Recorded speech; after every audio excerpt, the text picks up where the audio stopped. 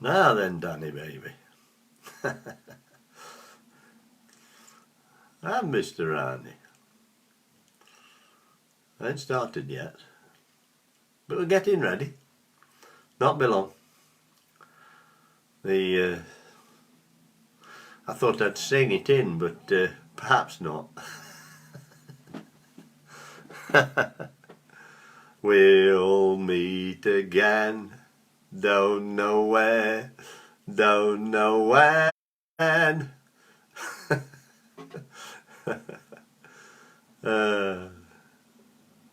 Have a shave? No, can't do that. Well done, Clive. Thank you. Clive, who's the master, of course, of this match fishing pages, if you wish. He has asked me to answer a few more questions today, and no, I'm not bored, and which I intend to do so, just to keep you all happy. All right, but on quiet. Shall we have a quickie? We'll have a quick story first, just to get us into the swing of things. Just one sec, let me just shut my door. 2 seconds.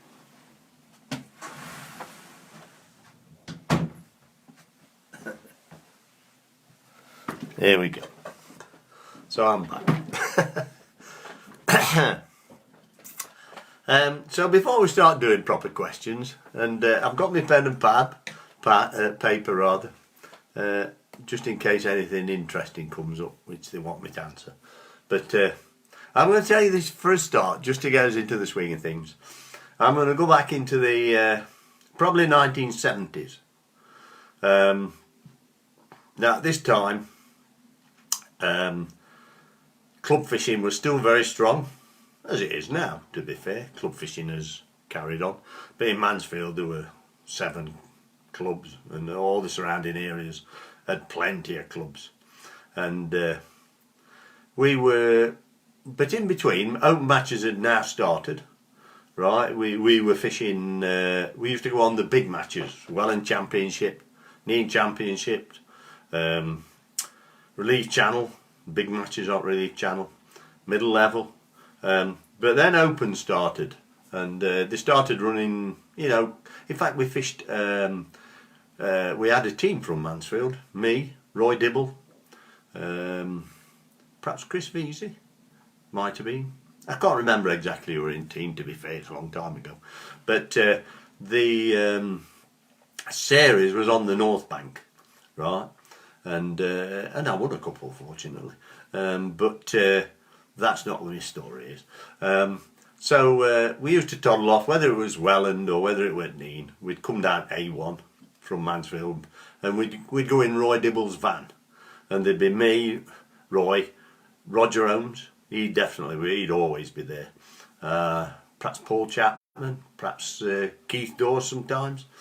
A crowd of us. Some of the Mansfield lads will know who I'm talking about. Roy Dibble was a very good angler. He was quite a bit older than me, perhaps 10, 12 years.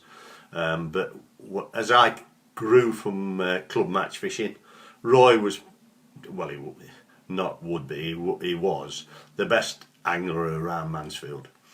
He was excellent, and I went fishing with him every week for a long time. But anyway, this particular day we'd been onto the Welland, I do believe, but we'd not won anything. I mean, there were big matches, 300-400 fishing always, and it were bream fishing, and there were no feeders, of course, at that time. It was swing tip. Quiver tips might have just been coming in at that time. Brian Richmond was the first lad I saw fishing a quiver tip. But we used to get to the match, and we used to have, really, it was, casters were okay. Casters were well and truly in. Maggots, casters. I can't really remember squats at this time, probably pinkies. And worms. If you wanted worm, you couldn't go to the shop and buy $1/4 kilo like you can now. You had to go and dig them. Or, luckily, my dad, he was a keen gardener, he'd got a garden plot and there were redworms in the garden plot. So I'd collected some redworms. If you're going bream fishing, you wanted some worms like. But this particular day of this little story I'm going to tell you, we'd not won anything. So Roy came up in his van, up back at Welland Road, picking each other's up like, and then we'd toddle home. And but of course, because we'd not done anything, we didn't go back to draw. So we were pretty early, really. I suppose we were on his way back by 4:30 by the time we tackled up and everybody got in van. And so we come across Welland and we'd be on his way up the A1. Now, sometimes we're like, if we'd not won anything and we were early, we'd say, should we have an hour somewhere else? And when you're coming from the Welland, you'd go by the upper Welland or one of the ways that you would. I can't remember now, it's a long time since I've been, but we didn't stop there where you run side of it. We went on to the A1. And then when you get somewhere near Stamford, the upper Welland used to run under the road. And at that time, you could park on the side of the A1 as long as you got off the side of the road. So we all said, shall we have an hour, a nice day? And okay, yeah, we'll have a day. We'll have a couple of hours. I've told my missus, Sheena, we were caught in then. I'll pick her up at 8:30. But we can manage an hour and a half. So we pulls in, out we get, and all bundle out and just take his rod and a few maggots, something. And we could get over the fence there, used to be a little get through, under the bridge. And when you went below the bridge, the upper Welland, it run down there a little weir. It were nice. It went wide, it only 16 metres wide, 17 metres wide, something like that. But it ran over a little weir. Only a little one. It'd drop about 3 foot and then it went into a bay. Well, me and Roger Holmes walked down, excuse me, and Roger said, I'm going to blow this weir into this bay. But I decided it looked really nice trotting down onto this weir. And so I decided to have a go there, like. And it was muddy in the side there, you know, trying to find somewhere to get in. I thought, well, we're only stopping for a couple of hours. I'll have a look. It was pretty firm, this mud. So I went in about 1 metre and stood there, and it'd be about another 2 metres to end, to river. And there were a few weeds and things like that. So put a stick float on and a few maggots and started catching a few days straight away. Nice days. I had a couple of chub. And it was a good 2 hours, you know, quite enthralled, and we were catching. Having said we'd been up Welland and fishing for bream and had nothing.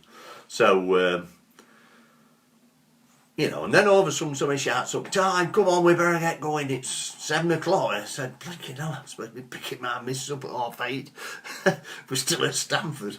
So, chucks rod up bank, like, you know. Right, come to, bloody hell. Looks down, my feet have been slowly sinking into this mud, and it's up to nearly my knees, my legs, and I'd not noticed because I was enjoying my fishing, like, you know. So I thought, oh, so grabs hold of one way like and pulls like you do. But all that happened, every time I pull this one, pull my left leg, my right leg sunk another inch. So, of course, I grabbed right hand and tried to pull, my left leg sunk another inch. Before long, it's over my knees now. I thought, goodness me. Roger, come and give me a hand, like. So Roger comes up. I says, I'm stuck. I can't get out of this mud. So he gets hold of my hands, like. He's trying to pull. Anyway, eventually my legs come out at waders. So slides up the bank, and my waders are stuck out with that much, stuck out of this mud. Like, oh, one of the good things I forgot to tell you is my waders were white. You don't see any like that now, but I'd bought them from army stores, and they were navy waders, what they'd use on ships, you know, cleaning decks and all that sort of thing.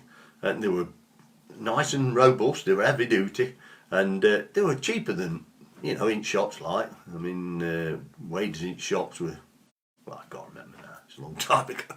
But anyway, I've been wearing these white waders, and in fact, when I went fishing on Neve, some lads from Lincolnshire, Norfolk, because they used to be from all over, open matches at the end, I say there were 200-300 fishing. They used to call me White Waders. That's one of my nicknames. Anyway, me and Roger, so he gets out of these waders, starts pulling. Bloody hell, they were stuck in these. And anyway, more we pulled, they started. So in end, we had to leave them. So in this mud, there's this 2-wader top waders stuck out in mud. So if any of you lot live near Stamford and you go walking down Welland, they were mine. I want them back if you ever see them. No doubt they've disappeared now, I'm afraid. It was 40 odd years ago, but that was quite a funny one. And of course, I had to walk back with no shoes on. And as usual, I got to see my missus about 10:15 at night. No wonder she stuck with me. I'll never know, because we're always dead late. And we're dead late at going up matches and dead late going home. Anyway, that's a bit of a laugh for you before we start. Right, let's have a look what questions we've got. Enjoy, let's have a look. Right, there's a question here from Paul Nixon asking about feeder fishing in deep water. Well, we've done a bit of that, yes. Like for instance, Evesham in front of Caffey there.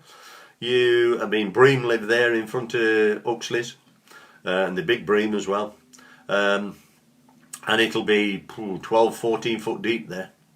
Now, the trouble is when you're fishing that sort of depth, your feeder, obviously you hit the water. If you shut your bail arm, it sinks like that and it swings like that, look, as you can perhaps see. So your feeder hit the water, bosh, and your feeder will sink like that. So you have to hit the water and try and let it sink there like that, else you don't know where it's going. As well as that, while it's sinking that way, all the time, feed is coming out your feeder. So again, you're feeding quite a big area. So one of the things you do have to do, well, it says, do we avoid the line clip? But to be fair, I always do line clip when it's very deep. But what you have to do is when you cast, really hold your rod back so that when it hits the water, you've got some slack. So then you can follow your feeder down. I'm sure you understand what I mean. Your line's tightening all the time as the feeder's sinking, so you can drop the line till it hits bottom. Now, we know if there's barbel about, that's a dangerous thing. But if we're bream fishing, generally, it's fairly safe. And even if you hook a big bream and he's wanting to go, generally you've got time to, click it out the clip. So that would be my advice to you.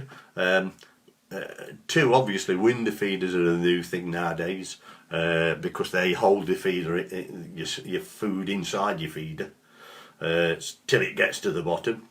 But sometimes that's not always a good thing. You need both, because as bait comes out the feeder as it's sinking, obviously that does attract fish into your swim. And then you can always swap your feeder. You only have a swivel on. Obviously where you connect your feeder, you can just change and have a go another. You can change to a smaller feeder and you can change to a bomb as well. In the old days it was all ground bait, as I say, and then cast onto your bait. So we all used to chuck 6-7 balls in. And in a river that's also quite difficult, because obviously the flow, you're not certain where the bait is going to hit the bottom. So feeders in deep water are pretty essential, really, because you at least you can bait a swim up, whereas if you throw it, particularly if there's a bit of pace, it can be anywhere, and that's difficult on the Trent. I won a few matches on the deeps, say a few, one or two, at Dunham, and it's really deep in places at Dunham, in the dubs, and as you're walking up from the bridge on this bank, I can only say this, but I'm not sure it's south or north, but there is a bay on the other side, and that's very deep. Doncaster, when I used to fish for Doncaster, I won 2 matches in there, and I did both times, made some really tough balls and chucked them as far up the peg as I dare above me. and then fished a feeder inside with worms on. And I won one, I can remember, when there were 2 foot of water in, and I'd got some lobbies the night before, and I just kept chopping 2 or 3 pieces of lobby up, dropping and filling my feeder, so there was always a few bits of feeder in, and I won it with 24 pound, I think I weighed, big bream, with lobby on hook, on a good hook. That just springs to mind after a few years. I hope that's answered your question. If you've got any more questions, come back to me. Right, what we got here? Did you used to have a tackle shop on Byron Street? I certainly did, my friend. Sean Camden, sorry. Yes, I did, Sean. Me and John Dean had that shop for 30 years. And you wouldn't perhaps see me, and perhaps not John that much, in the actual shop. We used to have Jeff Musson. He used to run the shop for quite a while. We had a few people run it over the years. John Enton, who unfortunately he's passed away. But yes, it was a good shop, and I enjoyed my time in shop, and I enjoyed me. We used to be wholesale as well, to be fair. You probably wouldn't know that, but I sold census all over Derbyshire, Nottinghamshire, South Yorkshire, Lincolnshire. Used to go up right to Cleethorpes. All that was all my area, and I sold census for 18 years before I eventually sold the business, and I did actually sell it to Nathan's at Derby, and the wholesale business is still running. But Nathan's obviously has a big shop as well, which is a great shop. Yes, if it says Seymour, let me just see if I can see what it says. Used to come in as a lad. Right. I was there as a lad and all. We opened the shop in actually 1984. So how long's that? 94, 2000, 36 years ago or something. A long time. And they're a good shop, very good shop. At that time when we had our shop, there'd be 5 shops in Mansfield. And I think there's 2, perhaps 3 at the most now. Now then, Lee. Are you alright, mate? Phil Seedhouse, how are you going on, buddy? Fred Davis. Bleak bashing was part of match fishing years ago. Did you ever try it? Did I? Yes, I won quite a few matches fishing for bleak. Bleak, of course the rivers have changed a lot now, haven't they? You see, in the old days, I'm sorry to keep going on about the old days, but for a start, all the rivers have got more colour than they have now. You'll know if you go anywhere on a river now. Generally, the colour is clear. They look cleaner. I don't know if they actually are. There's more chemicals and all sorts now cleaning the rivers. But my camera's stopped. What's happening there then?